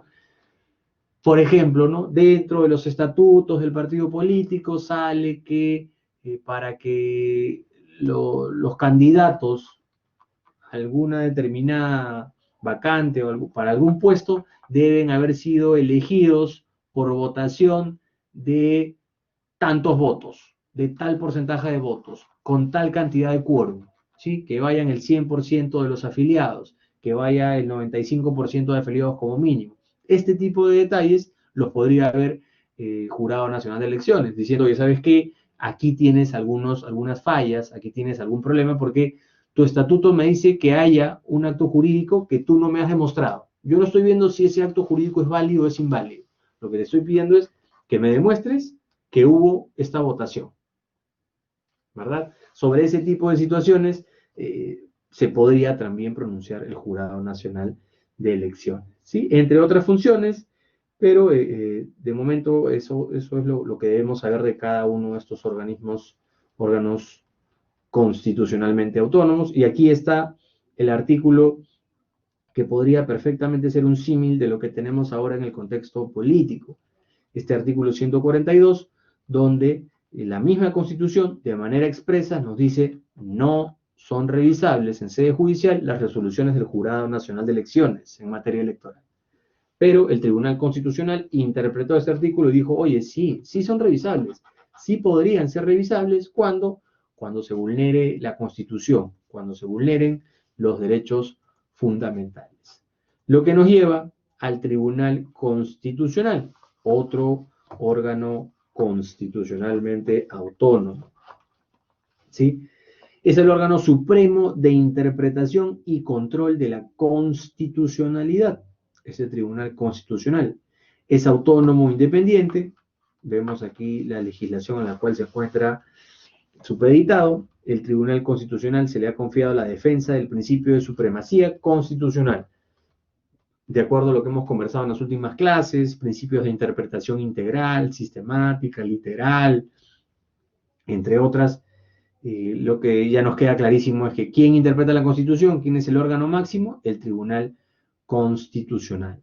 Interviene para restablecer el respeto de la Constitución en general, de los derechos constitucionales en particular. ¿Qué es lo que quiere el TC, Tribunal Constitucional? Defender lo que dice la Constitución. Pero aquí nos ha salido con una respuesta que no necesariamente está defendiendo e interpretando lo que dice la Constitución, ¿sí? Aquí lo que me lleva a esta segunda reflexión. Tiene por misión controlar el ejercicio del poder del Estado. Una de sus finalidades. A mi humilde parecer y entender, con este tipo de respuesta, yo no estoy diciendo que se haya pronunciado a favor o en contra, pero sí lo que quería era una respuesta, ¿sí? Entonces, aquí no está controlando el ejercicio de nada, ni el ejercicio del Ejecutivo, ni el ejercicio del Legislativo, ni el Congreso, ni el Presidente de la República. Simplemente no ha dicho nada, ¿sí? Tienen por misión controlar el ejercicio del Estado. Aquí vemos que no ha cumplido a cabalidad con esta misión. encomendada al Tribunal Constitucional. Bien, aquí están temas ya procesales del Tribunal Constitucional. En nuestro país el Tribunal Constitucional tuvo su origen en la Constitución del 79, cuando estuvimos hablando de las constituciones, un tema casi histórico, hablamos de este Tribunal de Garantías Constitucionales que se había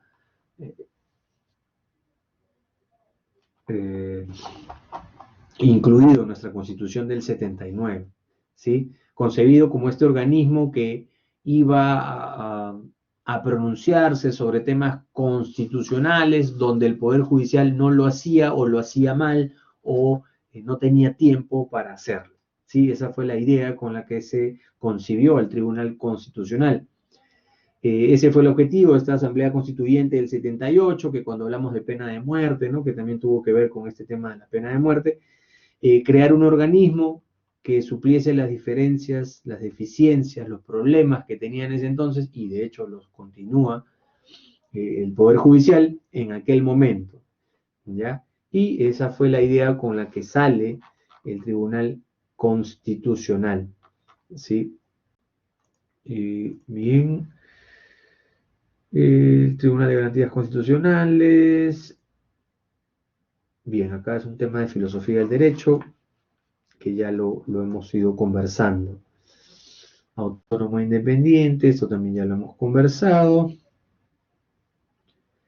El Tribunal Constitucional, igual estos datos se pierden en el tiempo porque son simplemente números, pero aquí los pongo en el material para que lo tengan siempre a la mano. 5 años, 7 miembros. Disculpe, entonces el tema especificar vacancia moral.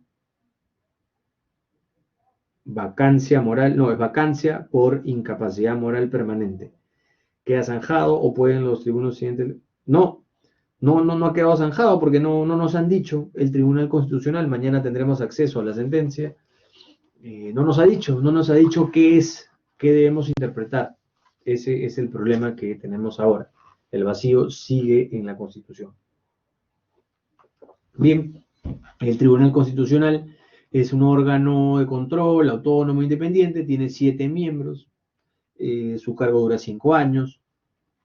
Los requisitos para ser miembro del Tribunal Constitucional son los mismos que se le exigen a los vocales de la Corte Suprema. Los miembros del Tribunal Constitucional igual gozan de prerrogativas, inmunidades, ¿no? Los miembros, esto es importante, los miembros del Tribunal Constitucional son elegidos por el Congreso de la República, ¿sí? ¿Por cuántos votos? 2/3, ¿sí? 87 votos. ¿Ya? 87 votos se pide para reformar la Constitución, 87 votos se pide para elegir a miembros del Tribunal Constitucional. Requisitos para ser magistrado, porque acá nos dicen son los mismos requisitos para ser miembro del Tribunal Constitucional, los de magistrado de la Corte Suprema. Bueno, ser peruano de nacimiento, ciudadano en ejercicio, ser mayor de 45 años, haber sido magistrado, ¿ya? O haber ejercido la abogacía o la cátedra universitaria en materia jurídica durante 15 años. Bien, requisitos interesantes, importantes, pero a nivel constitucional no son tan elevados, ¿no? Ya después con legislación sí se podrían elevar estos requisitos. Tribunal Constitucional, entonces, conocen en instancia única este proceso de inconstitucionalidad o los temas que tengan por resolver, ¿ya? Conocen conflictos de competencia, atribuciones asignadas, entre otros temas. El tema competencial que hemos tenido ahora es, el Ejecutivo le dijo al Tribunal Constitucional, oye, ¿quién tiene que interpretar? ¿Quién tiene que aplicar la interpretación de la incapacidad moral permanente? Y el tribunal no lo ha dicho. Acá hay requisitos también para formar parte de la Junta Nacional de Justicia. Okay. Más temas de años, edades, ¿no? Ser mayor de 45, menor de 75, peruano de nacimiento, ciudadano en ejercicio, ser abogado con 25 años de experiencia comprobada, con 15 de investigación en labor de investigación, no tener sentencias condenatorias firmes por delitos dolosos, poseer reconocida trayectoria profesional, solvencia e idoneidad. Bien, esto es para la Junta Nacional de Justicia. Esta Junta Nacional de Justicia, ya lo hemos dicho en otras clases, se llamaba Consejo Nacional de la Magistratura. Ya no se llama así, hubo una reforma constitucional que vino con este referéndum, en el cual nosotros fuimos a las urnas y dijimos si queríamos una modificatoria ahí o no. Bien, en este artículo 150 se han incluido algunas reformas. ¿Qué pasó aquí? Se reemplaza al Consejo Nacional de la Magistratura por la Junta Nacional de Justicia. ¿De qué se encarga la Junta Nacional de Justicia? De nombrar y ratificar jueces y fiscales. ¿Ya? Importantísimo, porque de aquí nace la justicia que va a tener una minera, que va a tener un trabajador, que va a tener una persona de a pie para demandar propiedad de un terreno, demandar el pago de una determinada cuenta, en fin, ¿no? De aquí van a decidir la suerte de las grandes empresas que tenemos en el país, bancos, financieras, empresas de telefonía, empresas, grupos financieros, etcétera, ¿no? De aquí, por la designación, ratificación, no solamente de jueces, sino también de fiscales. Bien, de eso se encarga la Junta Nacional de Justicia. Entonces tiene una importancia muy, muy, muy, muy, muy grande, porque de ellos, de la designación de estos, saldrá la justicia que nosotros vamos a recibir. Bien, entre las funciones que tendrá la Junta Nacional de Justicia estará en nombrar, previo concurso público de méritos y evaluación de personal, a jueces y fiscales de todos los niveles. Ratificará además a jueces y fiscales de todos los niveles cada 7 años con voto público y motivado. Motivado, que es importante, porque tiene que dar las explicaciones de por qué elige a Hugo, Paco y Luis. ¿Por qué Hugo? ¿Por qué Paco? ¿Por qué Luis? ¿Ya? A diferencia del Consejo Nacional de la Magistratura, que solo ratificaba con el voto de los 2/3 del número legal de sus integrantes, ¿no? Aquí hay un voto público y motivado. Esto es interesante de cara a la designación de, de los jueces y fiscales. Sí, antes era el Consejo Nacional de la Magistratura. Aquí está, que lo hemos dicho en la lámina anterior. Y la Junta Nacional de Justicia podrá aplicar también sanciones de destitución de jueces de la Corte Suprema y fiscales supremos, ¿ya? Y podrá actuar de oficio o a solicitud de la Corte Suprema o de la Junta de Fiscales Supremos. En líneas generales, esta Junta Nacional de Justicia me va a decir quiénes van a ser los jueces y fiscales de este país. ¿Por qué fiscales también es importante? Porque de estos fiscales saldrá alguna posible sentencia contra un ministro, un congresista, contra un alto miembro de un órgano autónomo cuando ya haya cesado en su cargo, en fin. Por eso es importante también la ratificación, designación en el cargo de fiscales. Uy, ¿qué pasó? Me volvió a pasar esta hora, a ver. Me salió que se volvió a conectar. ¿Me escucharon? ¿Hasta qué parte me escucharon, doctores? ¿Se me perdió la señal por un momento o sí me escucharon todo? ¿Todo?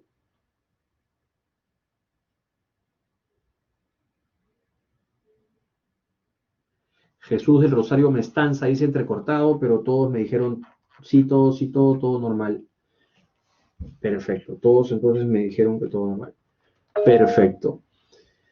¿Quién ha levantado la mano? Milagros Anticona Mezcabona.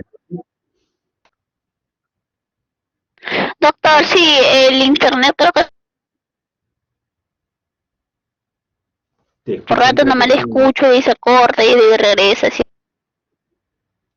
Aquí me sale, doctora, que tu señal está en rojito. Sí, la señal está pésimo. Sí, ¿cómo me han estado escuchando ustedes? ¿Me han estado escuchando entrecortado?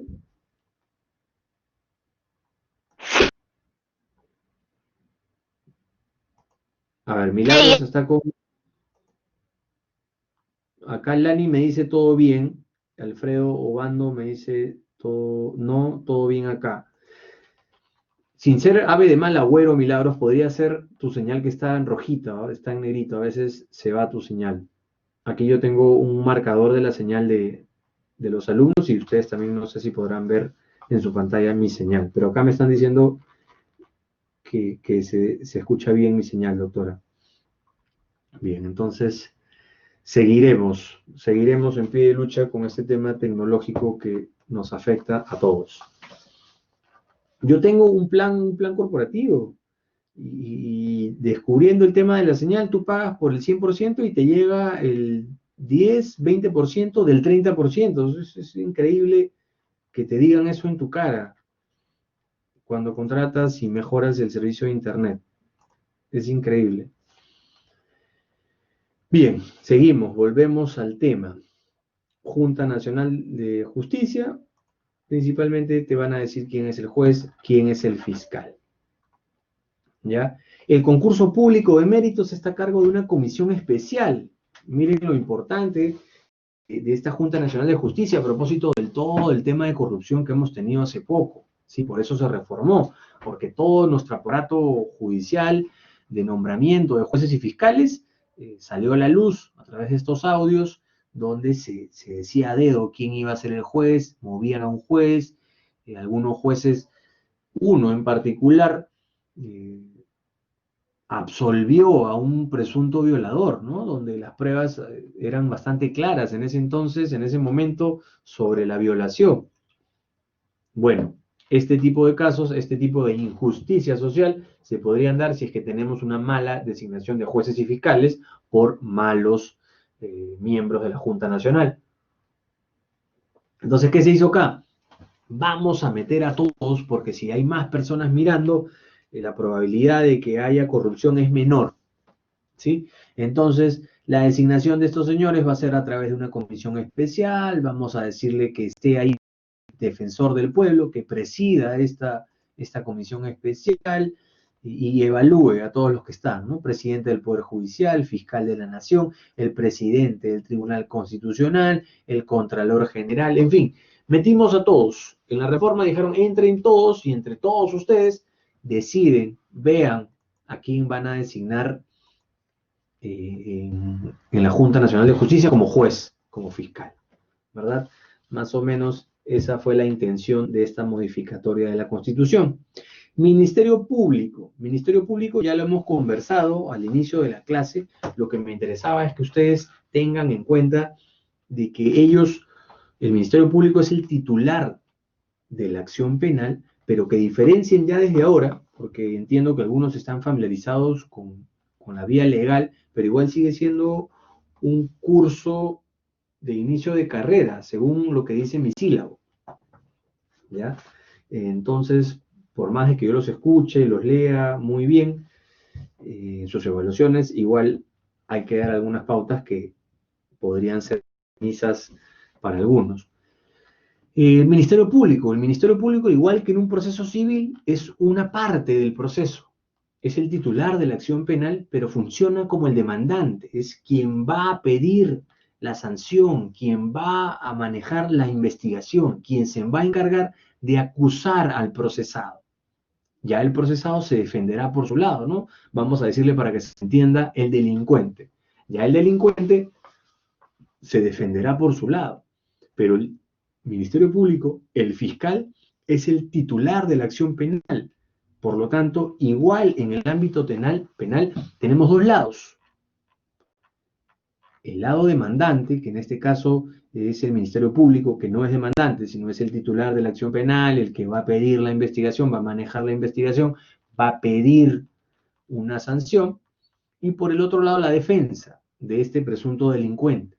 Y sobre lo que se pueda actuar en el proceso va a decidir un juez. ¿Sí? Va a decidir un juez en atención a lo que le demuestren a un juez. Por eso es bastante importante que cuando nosotros veamos en prensa, veamos en investigaciones que hagamos, en sentencias, en jurisprudencia, que el circuito en el ámbito penal es bastante complicado, porque aquí intervienen varias partes. Interviene policía, interviene Ministerio Público e interviene el juez. Entonces, no solamente o no en todos los casos la culpa es de la policía. En algunos casos la culpa es del Ministerio Público y en otros la culpa es del juez.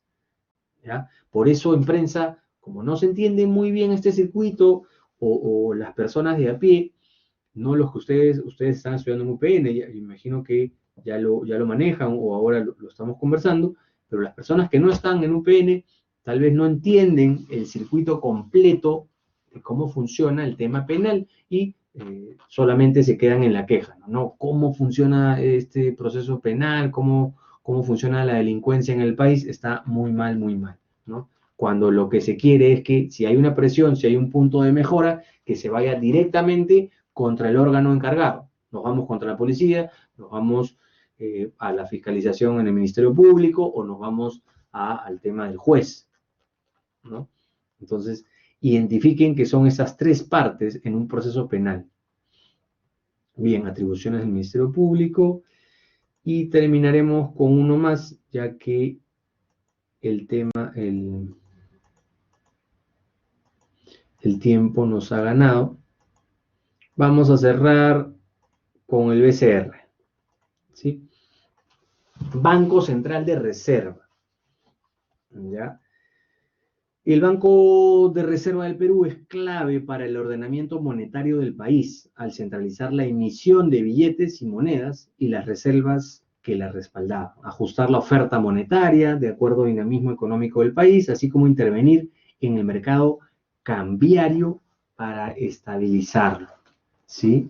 Lo que me está diciendo aquí es oferta monetaria, ¿sí? Política monetaria. El BCR se va a encargar de la política monetaria. Aquí nosotros tenemos que identificar varios conceptos que a veces se utilizan como sinónimos, pero no lo son. Una política económica es, si nosotros entendiéramos el título. Y esta política económica tiene varias políticas.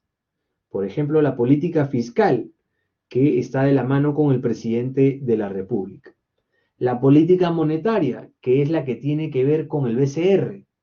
El BCR que se va a encargar, entre otras cosas, que la economía no fluctúe, o si lo hace, que lo haga de manera controlada, con la emisión de billetes, monedas, con el control del tipo de cambio, por ejemplo. ¿Sí? Política tributaria, el MEF. ¿Sí? ¿Quién controla esta política tributaria? SUNAT. ¿Quién recauda en el Estado? Banco de la Nación. Hay varias políticas que a veces se toman como sinónimos, pero no lo son. ¿Ya? Cuando nosotros hablamos de BCR, tiene principalmente las funciones que están aquí recogidas en la Constitución, ¿sí? Ellos se encargan de la emisión de billetes y monedas, ¿ya? Facultad exclusiva del Estado, que ¿quién la ejerce? El Banco Central de Reserva del Perú. Ellos emiten billetes y monedas, ¿ya? En la siguiente, funciones, ¿ya? Sabemos que el BCR tiene como finalidad preservar la estabilidad monetaria en el país. Recuerden cuando hablamos en las semanas 8 y 9 de economía, hablamos de unos conceptos abundancia y escasez. Cuando había mucho de algo, era barato. Cuando había poco de algo, era caro. Como profe, la escasez dijimos que en el caso de balones de oxígeno, ¿no? Como hay pocos balones de oxígeno, o habían pocos en ese entonces, eran caros, porque eran escasos. Y lo que es escaso tiene un mayor valor en el mercado. Y hablamos de abundancia, lo que hay por todos lados, cuando jugaba Perú contra Brasil, aquí en Perú, antes de pandemia, por todos lados encontrábamos camisetas de Perú. Como era abundante, el precio bajaba, porque en todos lados vendían camisetas, ¿sí? Lo mismo es a nivel de BCR, a nivel de macroeconomía. La estabilidad monetaria significa que si hay mucho dinero circulando,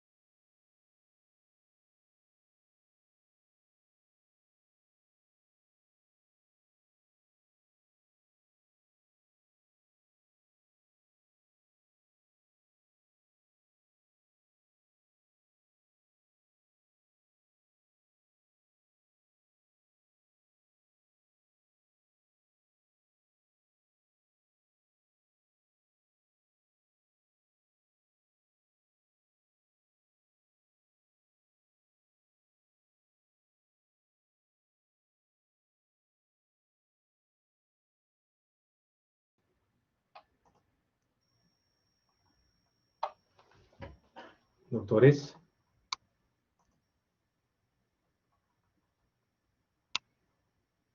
¿Me escuchan?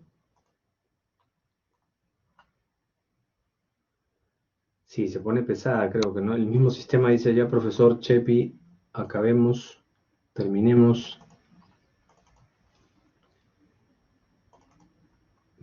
¿Qué está pasando aquí?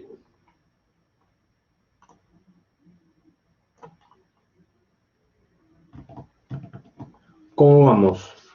¿5 más? ¿Termino el concepto de BCR? ¿O ya lo leemos después, profe, por temas de señal? Sigue grabando. Bien, entonces prometo terminar menos de 5 minutitos con el concepto, ¿sí? ¿Cómo vamos hasta aquí?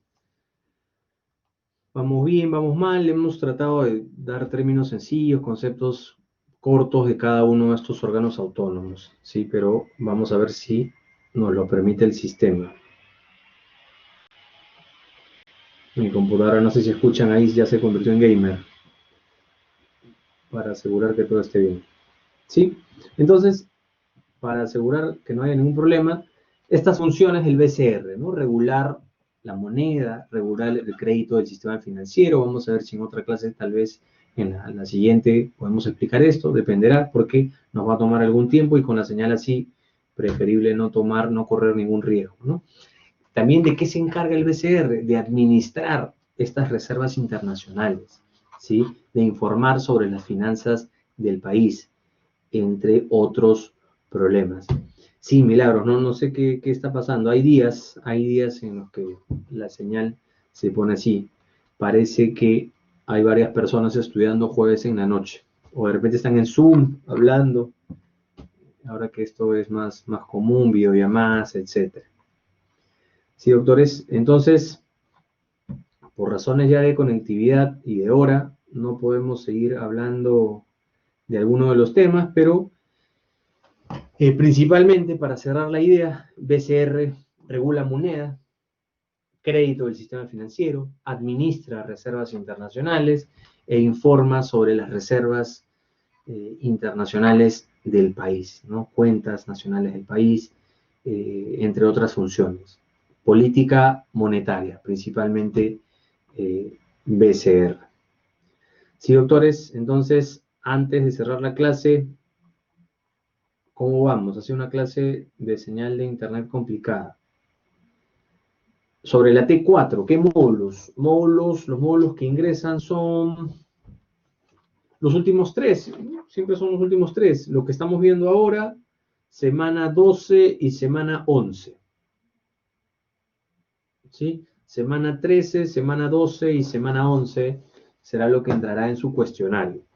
Apenas se genere el enlace, yo les paso el enlace con este material y con eso ustedes ya estarán expeditos para rendir su evaluación. Recuerden, es un intento. Tengan en cuenta también que el examen final, no se olviden, para los que recién se han incorporado hace poco o en la mitad de la clase, el examen final empieza el lunes 30 de noviembre y termina el sábado 5 de diciembre. ¿Ya? No se olviden de ese detalle, doctores, porque van a tener solamente de lunes a sábado. Bien. Entonces, doctores, esta será mi penúltima clase, con sabor a última, porque la siguiente semana solamente hablaremos de pautas del examen final, hablaremos del examen sustitutorio, hablaremos cuánto demora la T4. Ahí está, ustedes entran a su cuestionario, igual, ¿no? Ahí les dan los datos de la evaluación, de la tarea, ¿sí? Todos esos datos están ahí en su evaluación. Yo cumplo solamente con hacerles hincapié en que es un intento, en que estamos dentro de esta semana y cómo lo van a realizar. El examen final es grupal. Es grupal, no va a ser como esa evaluación grupal donde tuvieron que leer más de 100 páginas, que no todos la han leído, por lo que leí de sus evaluaciones, pero va a ser una evaluación un poquito más sencilla, va a ser del lunes 30 de noviembre al sábado 5 de diciembre. Como les decía, la próxima semana es la última semana de conferencia, solamente el profesor hablará de la evaluación final, el examen sustitutorio, pautas y más pautas que nos da la universidad para que les haga recordar en esa última semana, doctores. ¿Sí? Hubiera sido interesante tener más tiempo para cada uno de los temas. Ha sido un reto tratar de concatenarlos y compactarlos para poder llegar al objetivo de cada uno de los temas. Espero que las clases hayan sido de su utilidad, de su entendimiento, y solamente desearles éxitos en esta T4 y en lo que va del semestre, doctores. La señal ya me sigue botando.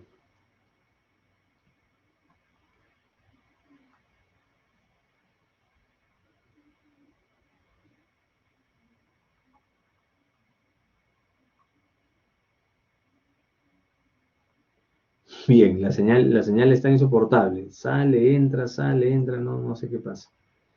Bien, doctores, entonces, ¿tienen alguna pregunta antes de cerrar y que el Blackboard no nos bote por tema de señal?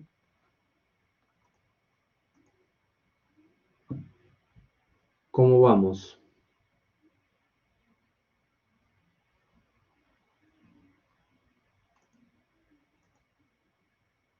Si se me escucha, no se me escucha, ya se rindieron. Doctor, ¿me escucha? Hola.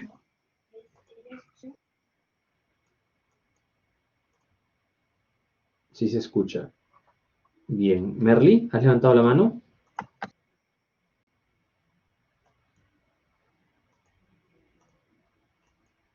Pues no escucho. Bien, doctores, entonces cerramos la clase porque está mal la señal, no sé qué está pasando. ¿Sí? No sé qué Doctor, ¿ahí me escucha? No sé qué estará pasando. Es la plataforma, pero sí, debe ser terrible. Ahora sí, regresó esto. Bien, doctor, entonces cerramos la clase. Eric, buenas noches. Sí, buenas noches, profesor. Sí, Eric. Bueno, más bien agradecerle por la clase. El curso pareció, bueno, estuvo didáctico. Uno de los pocos profesores los cuales, aparte de ser entretenido, es didáctico e interesante la clase. Y bueno, ojalá que en los próximos ciclos también conocer. Bueno, agradecer y bueno, y esperar pues, ¿no? El examen final. Solo confirmar, ¿es grupal o individual? Disculpe molestia, gracias. Gracias por las palabras, Eric. Muy agradecido por tus palabras. Espero que sea un sentido común de todos tus compañeros. El examen final sí es grupal. Ya ahí sí he tenido una injerencia yo en hacerles el examen más pequeñito porque tenían una sentencia de 120 páginas. ¿Sí? Lo que he hecho es hacerles un examen bastante entretenido para ustedes en atención a una solicitud que me hizo uno de sus compañeros en clase, así que por esa línea va el examen final. No va a ser complicado, así como lo hicieron en el tema pasado de opinión, en esa línea también va a ir acá. Roberto, buenas noches.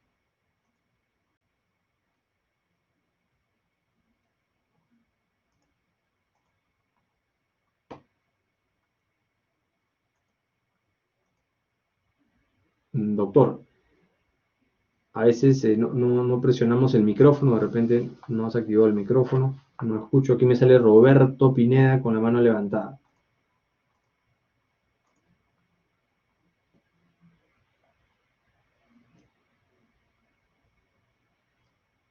Sí, Merly, aquí en el examen final ya lo van a ver todavía, no coman ansia, ya la próxima semana les diré de qué tratará el examen, ¿sí? Todavía no coman ansia. A la T4, dime Roberto, referente a la T4.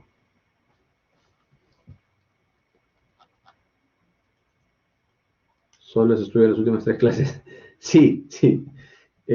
Como es cuestionario, sí lo entiendo. Es esta semana, que es la semana 13, la semana 12 y la semana 11. ¿Verdad? tal cual lo has escrito, 11, 12 y 13. Entra todo lo que hemos visto en clase. Conferencia del profesor, materiales del profesor, materiales que están colgados. ¿Sí? Merly, buenas noches. Ahora sí se activó. Doctor, ¿me escucha? Sí, doctora, sí te escucho. Sí, ya, doctor, una consulta referente, por ejemplo, a los cuestionarios en lo que significan los virtuales. ¿Son ustedes los docentes quienes Se le fue de nuevo. Sí. En un momento importante de la intervención, Merly, se te fue la señal. Sí, la señal está mala hoy día, ¿eh? Qué pena, qué pena. Bien, doctor, le damos unos segunditos a Merly a ver si se incorpora. Pero ¿hay alguna otra pregunta antes de cerrar?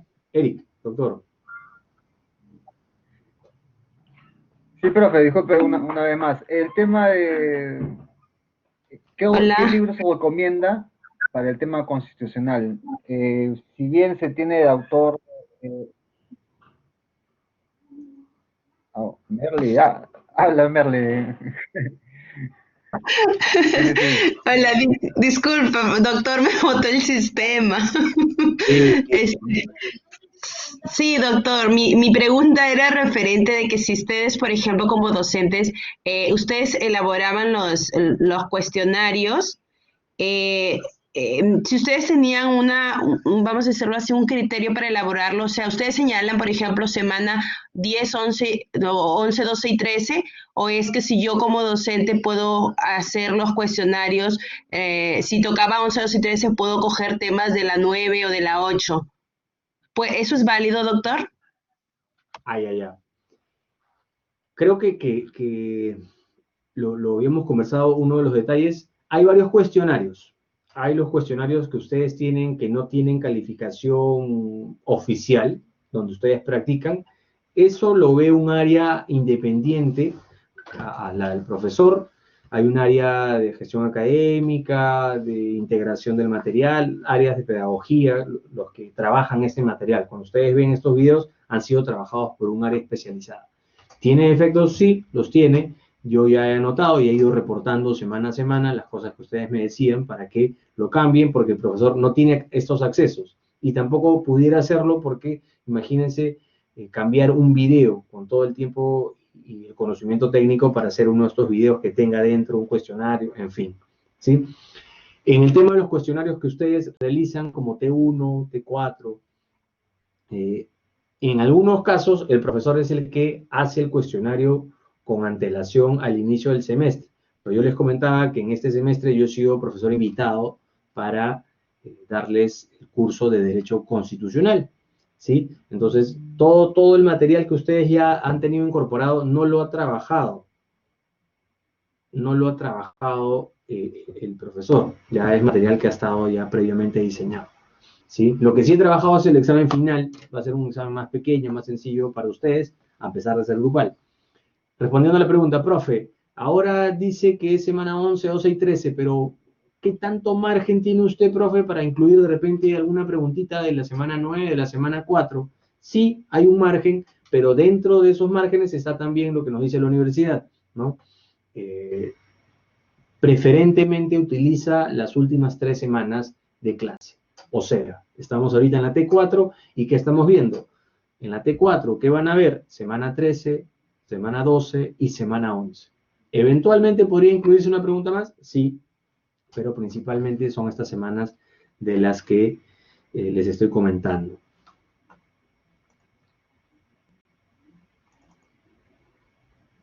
¿Sí? Gracias, doctor, por la aclaración. No te preocupes, doctora. Profesor, disculpe la molestia. Sí, doctor, cuenta. ¿Qué libros recomienda en todo caso para una lectura del curso? En otro curso nos recomendaron en sí sobre historia de constituciones, ¿no? Y demás. En su caso, ¿qué libros recomienda para todo lo que es constitucional? Hay varios, doctores.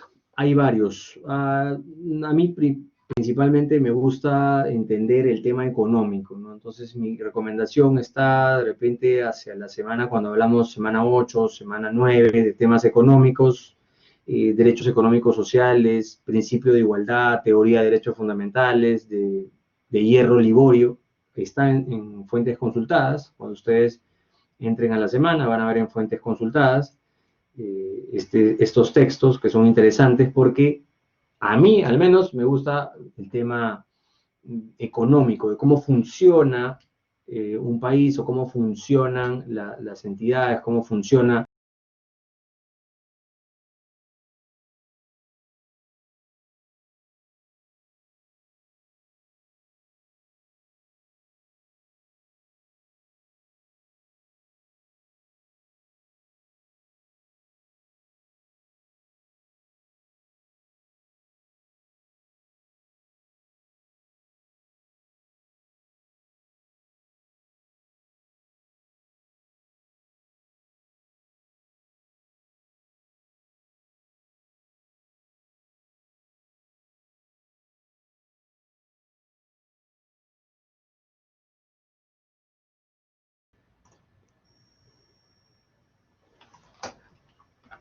Doctores, el sistema está malo, yo creo que ya es momento de partir. Para cerrar la idea, eso está en fuentes consultadas de cada semana, Hierro Liborio, Derechos Económicos y Sociales, es uno de los textos que a mí me gusta, igual se los he puesto en cada una de las semanas como fuentes consultadas, pero principalmente es uno de los que a mí me gusta. Bien, doctores, para que no me vote por cuarta vez, creo, el sistema, me despido. Ya conmigo será hasta la siguiente semana. Espero que las clases hayan sido de su utilidad, de su agrado, y conmigo entonces será para cerrar ya en la semana 14 y vendré con más pautas, más reglas que la universidad me diga para su evaluación final y examen sustitutor. Gracias, doctores. Buenas noches.